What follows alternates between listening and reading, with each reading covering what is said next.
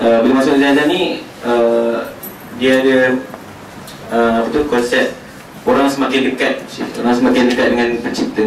Maksudnya daripada tak turun masjid selalu jadi 5 waktu penuhan, daripada bangun lambat dia bangun awal. Lepas tu berlakulah satu polemik ataupun epidemik, polemik hamba Tuhan versus hamba exam. Saya nak minta pendapat saya pun tak suka juga kan daripada orang, tapi ini yang ramai orang perkatakan nak. Jadi nak tanya Ustaz pendapat Ustaz pasal perkara ni, hamba Tuhan dan hamba Tuhan dengan hamba exam. Sebenarnya seandainya kita menjadi hamba exam, kita telah mensyirikkan Tuhan, kerana tidak ada hamba melainkan hamba Allah. Kerana Allah menyatakan dalam Al-Quran, A'udzubillahi minasyaitanirrajim, wa ma khalaqtul jinna wal insa illa liya'budun. Tidak aku menciptakan jin dan manusia melainkan untuk beribadah. Persoalan untuk jadi untuk bertambah taat time exam tak ada masalah. Tak ada apa masalah untuk bertambah. Tiba-tiba exam solat hajat, tak apa. Tak exam tak solat hajat, tak ada masalah. Okey. Syarat dia adalah kewajipan ketika exam dan sebelum exam mesti kena sama. Maksudnya kita macam ni. Siapa itu Tuhan? Dia macam ni. Dia akan kembali kepada siapa itu Tuhan yang kita letakkan. Seandainya Allah itu adalah Allah yang layak untuk diabdikan, kita exam ke kita tak exam, kita Malaysia, kita dekat Mesir, dia adalah Allah tetap dengan kedudukan Allah Tuhan. Maka kena ditunaikan hak sebagai Allah sebagai Tuhan. Tapi Ustaz, ada yang time exam dia buat solat hajat, dia buat qiyamul lail, tak ada masalah. Tak ada masalah. Cumanya syarat dia yang salah dia bagaimana? Sebelum dia, kalau dia time exam, dia boleh buat maksiat.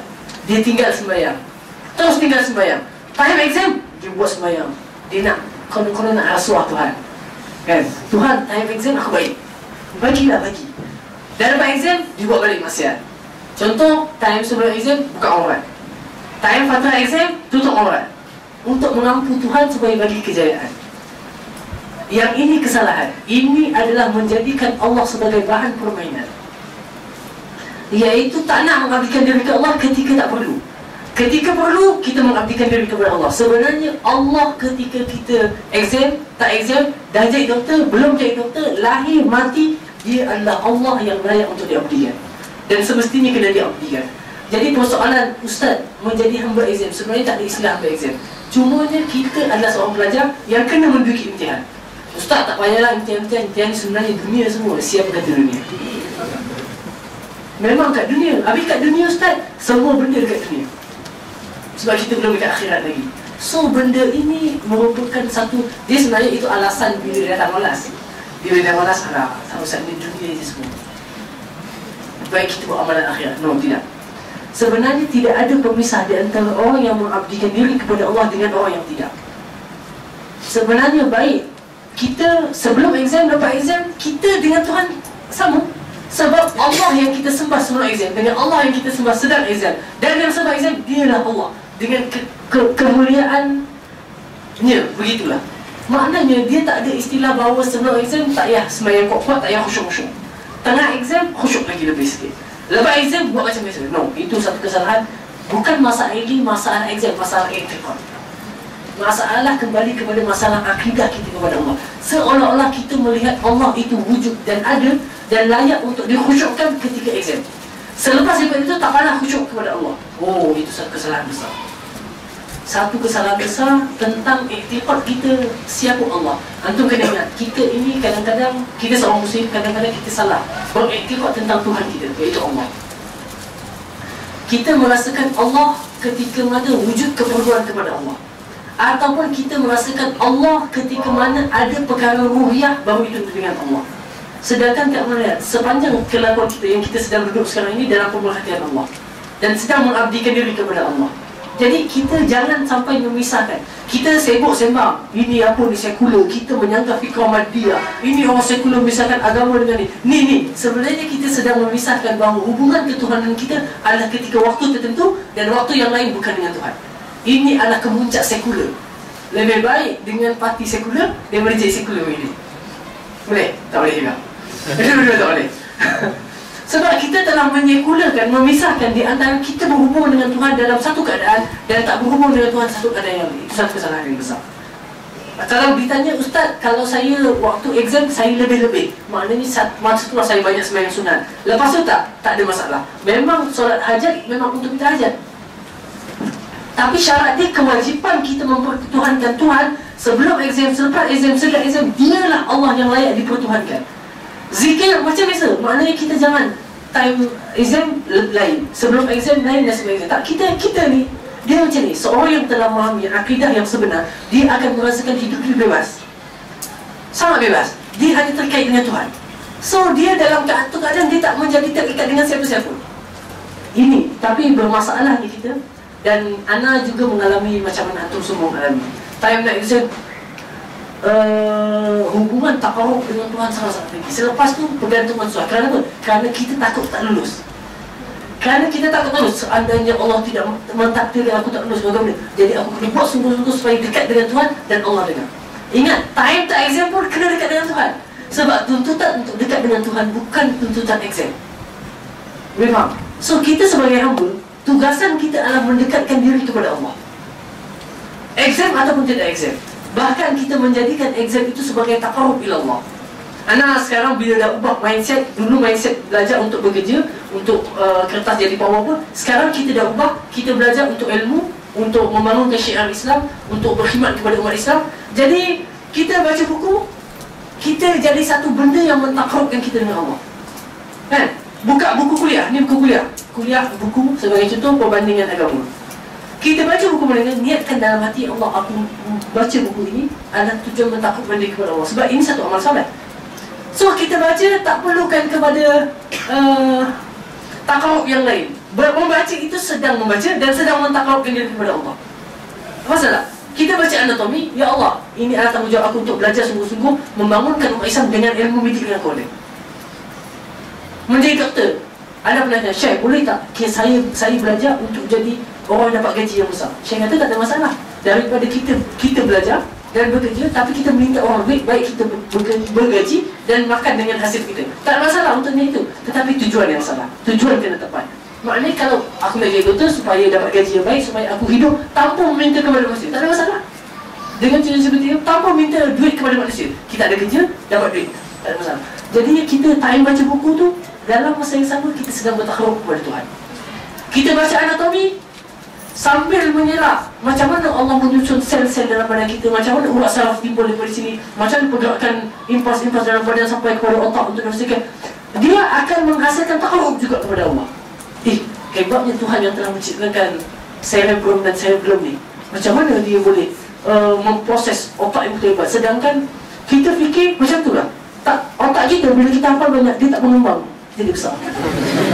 Kalau kita lupa, dia tak mengecut. Jadi subhanallah, bagaimana Tuhan yang telah menciptakan satu tempat untuk menyimpan maklumat yang begitu kompleks, begitu hebat. So dari situlah pembacaan kita menjadi satu nilai taqarrub kepada Allah. So kita jangan ingat bahawa ibadah ini hanyalah ketika kita solat ataupun qiyamul lail ataupun itu. Tetapi dalam kita sedang membaca buku dengan husnul qasdi yang kita sebut di awal tadi, niat yang betul, ia itu sedang taqarrub dengan Allah, sedang dekat dengan Allah. Siapa yang pernah cuba dia akan tahu. Tengah dia baca buku, dia merasa dia dekat dengan Allah. Kenapa ni? Aku tak buat solat sunat pun, tapi kenapa rasa dekat dengan Tuhan?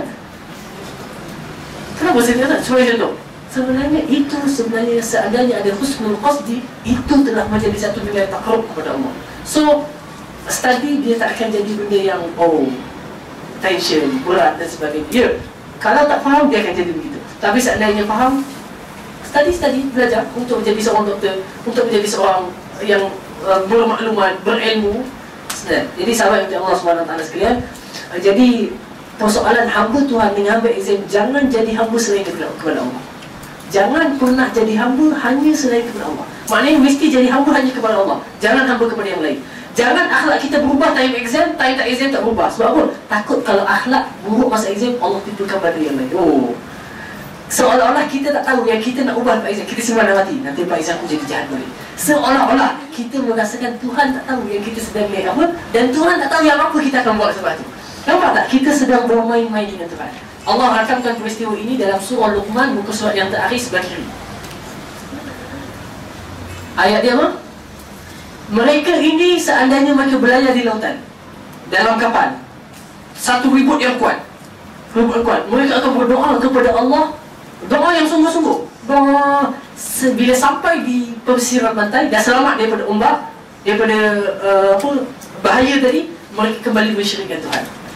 Ini adalah golongan yang sangat dibenci oleh Tuhan. Sangat dibenci oleh Tuhan. So kita sahabat yang Allah SWT, ada yang tahun 5, tahun 6 dan sebagainya, ada yang pernah melalui kegagalan, ada yang nak bercuba kegagalan. Apa yang anda sebut adalah mencuba kejayaan yang baru yang sebelum ini. Apa yang anda sebut adalah kita semua, Tuhan memberikan kepada kita otak. Orang bijak, orang tak bijak, sama. Cumanya usaha kita kena beza. Anda bukanlah pelajar yang cemerlang. UPSR 1A, yang lain BBC mungkin laku. Orang kata kalau tak laku dah. PMR 1A saja, yang lain EBC macam tu lah. Yang teruk sangat teruk, 2B je kot. Lepas tu ambil SMU, sebelum start SMA kan. Kira Arab tu agak baik sikit. Sampai ke SPM, daripada yang 1A ke tak ada A. Kemudian 1A, yang DDE, sampai ke SPM dapat 9A. 1D. D itu English. Baik. Dah habis English. Tapi dengan semangat juang yang ada waktu itu, teruskan ambil repeat paper Julai panggil, paper Julai. Betul tak? Paper Julai. Ambil paper Julai apa? Dapat E. Dapat E. Tapi sebab Ana memang tak ada minat langsung untuk teruskan ke arah akademik. Sebab langsung tak beli nombor PIN langsung untuk isi apa? UPU. Langsung. Memang tak ada ke arah itu. Tak apalah, tapi kita buat yang sungguh-sungguh sebab pada kita apa? Lupanya daripada kita, anak sekolah di sekolah yang sama, daripada darjah 1 sampai tingkatan 5, sekolah yang sama. Darjah 1 sampai sekolah yang sama. So memang rekod itu orang lain dah semua yang cemerlang. Tapi sampai SPM, anak orang paling cemerlang sekali daripada orang yang lain. First. Jadi anak rasa tak apalah, itu teruskan. English yang masih tak mahu lagi ni, masuk ke Mesir. Sampai ke Mesir, ada subjek English. Tapi dalam anak masa tu memang English ni subjek yang paling dibenci. Macam mana bencinya tengok orang kafir, macam mana benci benci sungguh benci. Tapi perubahan kebencian ini berubah. Waktu bila kita dapat satu kefahaman Islam yang sebenar di Mesir, dapat kefahaman yang baik, dapat tugasan kita seorang da'i, dapat tugasan kita. Sebenarnya zaman hari ini English adalah satu keperluan. Sebagai medan dakwah, ustaz ataupun ulama, kalau dia boleh beringgeris, luasnya dia untuk menyebarkan dakwah ataupun ilmu itu dengan lebih luas. Khusus di Kuala Lumpur, di peringkat antarabangsa, kan? Rupanya lebih hebat, lebih luas. Jadi di sana anak pun, tak boleh. English ni walaupun aku benci, tapi bukan kena juga buat. Sebab suntikan yang paling kuat adalah akidah. Sebab Islam menuntut aku untuk tahu. So anak ambil inisiatif, pergi ke UK, belajar English, ambil General English, short course, General English. Bayarlah, hampir 2,000 lebih kurang, belajar juga. Pandailah sikit, tapi tak pandai sangat. So balik ini, yang sekarang ini sedang menyusun untuk ambil English. Maknanya, dia yang Allah nak tengok kepada bukan apa, kepada usaha yang kita buat. Yang bagi adalah Tuhan. Bahasa Arab, hatta bahasa Arab sendiri, anak tak boleh bertutur dalam bahasa Arab. Dan kawan-kawan ditonton dulu, ni mungkin cerita pengalaman mungkin akan menaikkan semangat. Mungkin lah, tapi kalau tak, terpulang kepada antum semua. Anak yang penting dia cerita. Dekat contoh, antum semua boleh nampak semua pelajar Malaysia. Boleh tak antum cari seorang pelajar Malaysia, orang Arab, orang Malaysia yang boleh bercakap Arab dengan fasih yang antum pernah tahu? Ustaz-ustaz yang memang power macam orang Arab, boleh cakap dengan narusawa yang betul, berpidato dalam bahasa Arab. Cuba tu orang kata siapa? Yang ada sekarang dekat Mesir. Susah. So, susah. Cakaplah ustaz. Ustaz ni, ustaz kat depan. Ustaz lah, cakap tak cakap begitu. Cik, baik. Baik, sahabat-sahabat yang Allah SWT.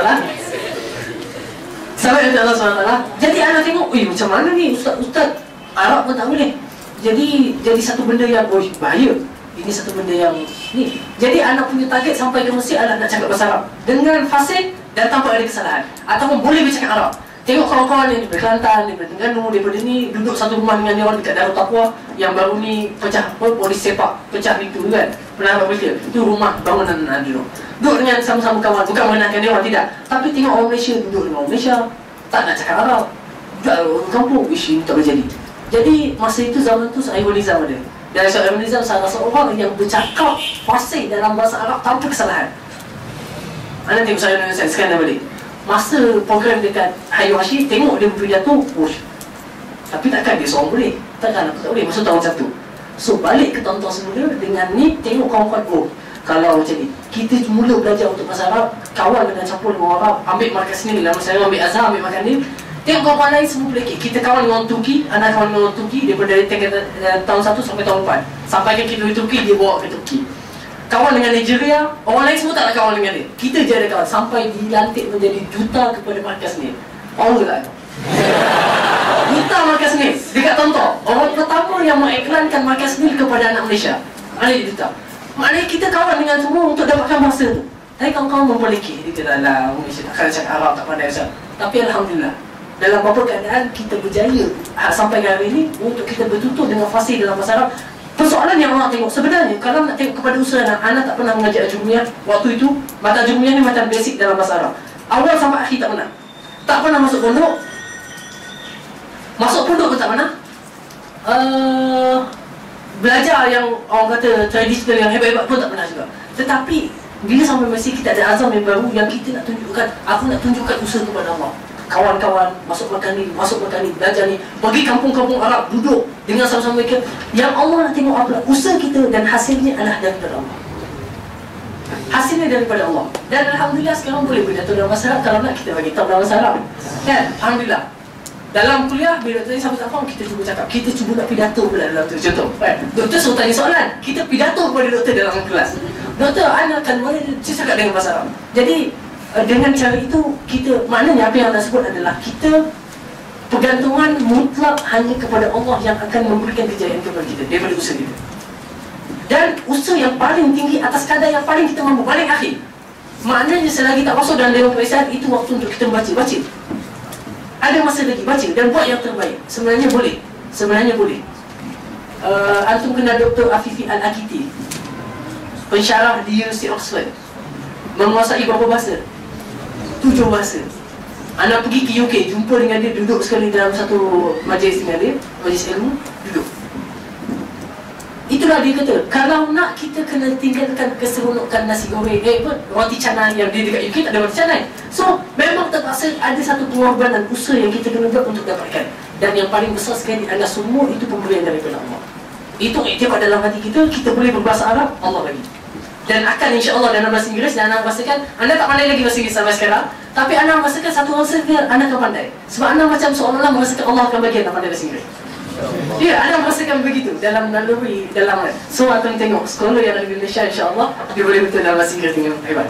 Sampai nanti Allah Subhanahu Wa Taala sekalian. Jadi itulah benda yang anda sebutkan adalah usul paling habis yang kita boleh buat. Tapi dia atas kadar yang kita mampu buat. Tapi hasil dia secara otomatik Allah yang akan berikan atas kadar yang kita nak. Walaupun mungkin bukan yang paling tinggi, tapi itulah usaha yang Allah nak berikan kepada kita. Jadi sahabat Allah Subhanahu Wa Taala, jangan pernah macam mana tadi, kalau nak ikut SPA, UPSR, ikut PMR, ikutlah apa akhlak-akhlak jahat, tak suka cikgu awal-awal masa sekolah rendah. Jadi itu kesan zaman yang lampau. Tetapi bila start daripada tingkatan 4, ada satu perubahan berlaku dan kita mengiktiraf bahawa boleh berubah rupanya dan boleh buat benda yang baru. Itu syarat dia, kita kena mengkedepankan sesuatu untuk itu. Wallahu Subhanahu Wa Taala ala alam. Jadi apa kesimpulan dalam soalan tadi adalah hamba kita sejak lahir sampai kita mati, kita hanya menjadi hamba Allah, tunaikan hak kepada Allah. Jangan proses kehambaan tadi berubah dengan exam, ataupun berubah dengan situasi, ataupun keadaan. Kalau kita ke UK, kita sembahyang. Kalau kita ke Jepun, kita rasa tak yalah baik sangat. Tapi kat Mesir kena baik sebab ada ustaz-ustaz, ada ustazah. No. Kita dekat UK, kita juga hamba Tuhan. Anak pergi ke UK, ke negara yang luar lah, dengan kawan-kawan. Jadi kawan-kawan bila sampai ke sana, dia jadi macam tengok, wah, perempuan, dia bukan apa, orang Inggeris, oh hebat begini. Pergi ke Turki, Masya Allah. Pergi ke ni, jadi rasa nak sembahyang macam alah malas, macam nak melengahkan sembahyang. Tetapi kita merasakan begini, Tuhan yang aku sembah dekat Mesir sama dengan Tuhan yang aku sembah dekat UK. Tuhan yang aku sembah di Jepun, Tuhan yang sama aku sembah di Mesir, di Malaysia. So kenapa kita perlu membezakan Tuhan itu di tempat ataupun keadaan ataupun masa atau situasi, sedangkan dia adalah Allah yang Maha Agung yang perlu disembah. suasana apa sekalipun kita ada. Boleh faham? Jadi jelas. Jadi tiada istilah hamba exam. Tuhan itu adalah Allah. Kita memberikan hak dia sebagai Allah, berikan hak pengabdian kepada Allah Subhanahu wa taala. Wallahu subhanahu wa ta'ala a'la wa a'lam.